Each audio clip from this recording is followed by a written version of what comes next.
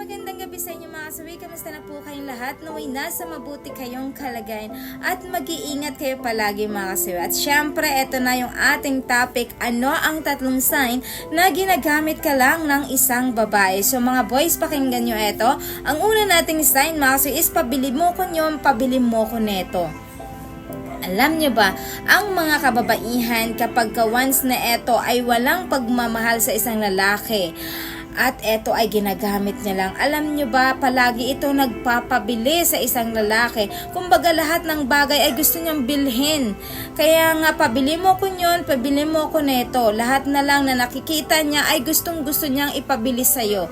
Minsan pa nga ay nangihiram pa ito sa'yo ng pera dahil hindi siya nahihiya. Dahil hindi ka naman talaga niya mahal mga kasawi. Kasi ang isang babae kapag kamahal ka neto ay mahihiya itong magpabili sa'yo at mahihiya itong magpahiram sa'yo ng pera, bagkos syempre dahil mahal ka niya, meron siyang feelings para sa'yo. Pero kapag wala ay dead mga kasawi.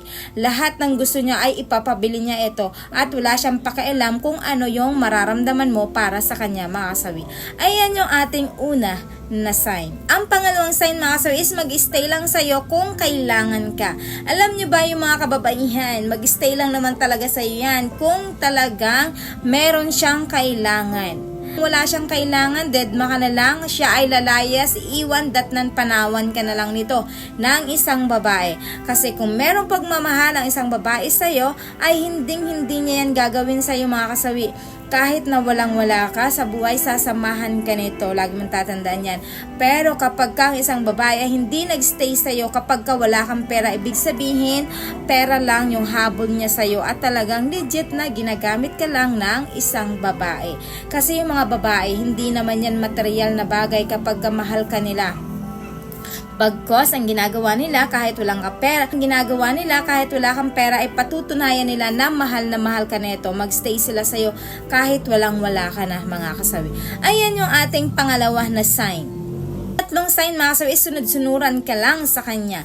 Alam nyo ba ang mga kababaihan kapag walang pagmamahal sa isang lalaki, napakagaling ito mambilog ng ulo ng isang lalaki. Lalo kapag kaalam nila na ang lalaki ay talagang mahal na mahal sila nito. Alam nyo ba ang ginagawa nito ay ipapasunod ka nito sa mga palad niya mga kasawi. In short ay lahat gagawin niya para lang maging sunod-sunuran ka para sa kanya.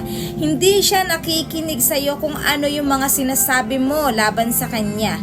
Ang ginagawa niya lang ay kung ano ang rules niya, yun lang yung susundin mo kasi wala siyang pakiramdam sa'yo. Wala siyang pakialam sa'yo kahit na ano ang masasabi mo laban sa kanya. Bagkos dahil ginagamit ka lang ng isang babae. Hindi siya nakikinig ng ibang opinyon.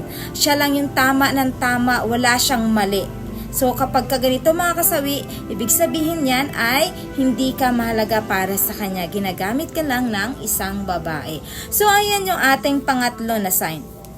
At syempre mga kasawi, hindi mawawala yung aking advice sa topic na ito. Kung ikaw ay nakakaranas ng ganitong sitwasyon na alam mong pakaramdam mo na talagang niloloko ka lang na isang babae, ginagamit ka lang na isang babae, mas magandang pakawalan mo na lang mga kasawi. Kasi alam nyo ba kung bakit? Kasi kahit anong gawin nyo sa isang tao, kung talagang hindi ka naman mahal ng isang tao, alam nyo ba ang mangyayari? Mauubusan ka lang ng pera, mauubusan ka lang ng pasensya, lahat ay gagawin mo para sa kanya, pero sa kanya ay baliwala lang ito dahil ginagamit ka lang. So maganda, mas maaga mag-move on ka para hindi ka naman masaktan ng gusto. Hindi pa huli ang lahat mga kasawi.